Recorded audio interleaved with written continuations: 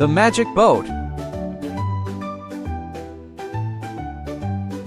Written by Kit Pearson and Katherine Farris. Illustrated by Gabrielle Grimard.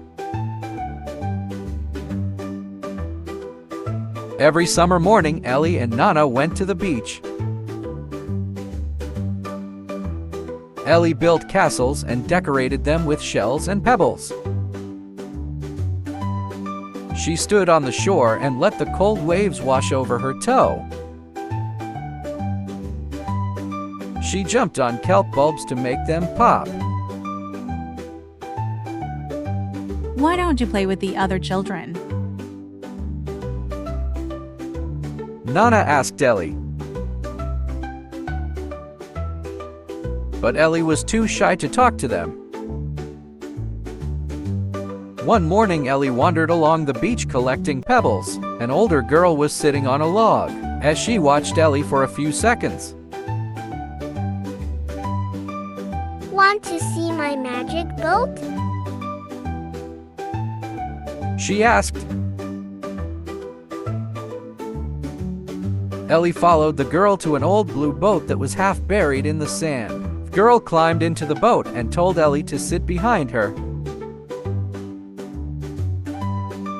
The boat did not seem magic at all. Its paint was peeling, and the seat under Ellie was rough and splintery.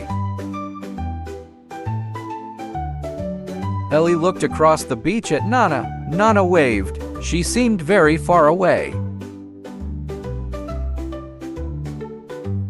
Let's go to sea, said the girl. Ellie clutched the sides of the boat and closed her eyes. When she opened them, they were on the water. The old boat had turned into a sleek dinghy with orange sails. Ellie controlled the rudder while the boat tacked this way and that. They skimmed past islands studded with sleepy seals. They raced a boy in another boat. In the distance, a pod of orcas sliced through the waves. Nearby, a heron was trying to swallow a very large fish. When they laughed, the heron croaked and flew into the air. let's fly, said the girl.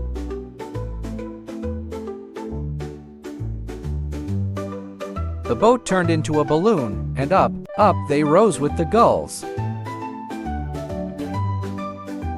A red-headed vulture wobbled above them, searching for carrion. They looked down upon an eagle's nest. A tiny ladybug zipped by. A raven flew by so close they could hear the whomp of its wings. Then it turned a somersault in the air. A kingfisher let out a rattling cry and plunged into the water. Ellie, called a faraway voice. The balloon turned back into the old blue boat. it's time for our snack. Called Nana.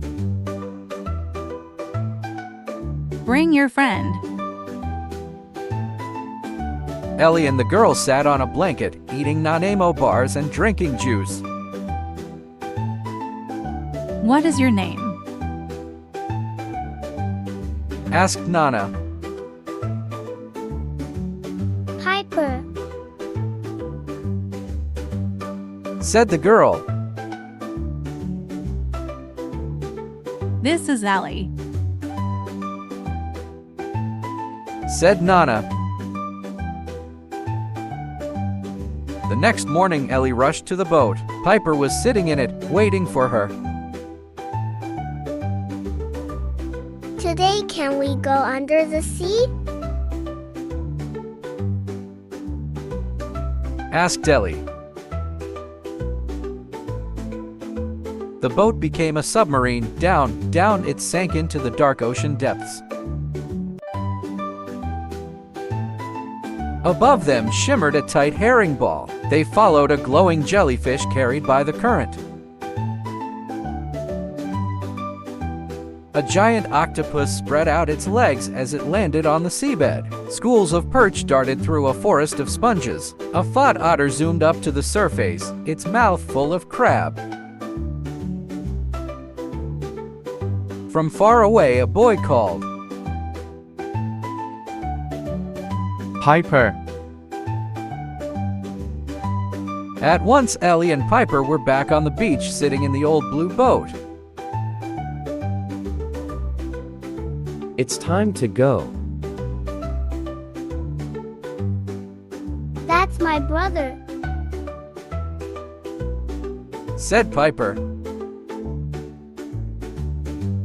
Will I see you tomorrow? Asked Ellie. Piper shook her head. Tomorrow we're going back to the city.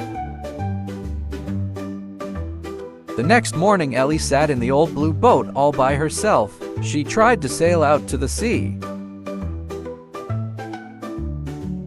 She tried to fly in the air. She tried to sink under the water, but nothing happened. Ellie got out of the boat. She sat beside Nana for a long time, watching a boy dig a hole. There's nothing to do. She complained.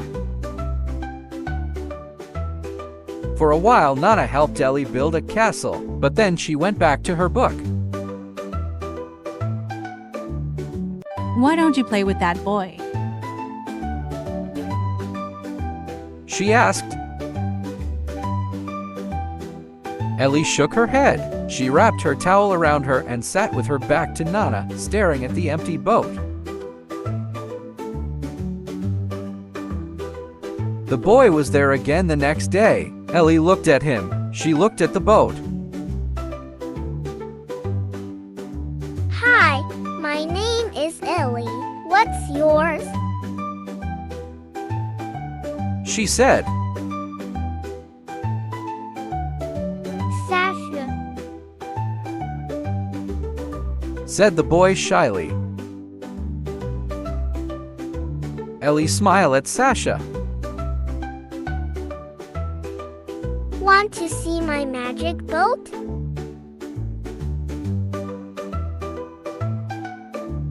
Where will the magic take you?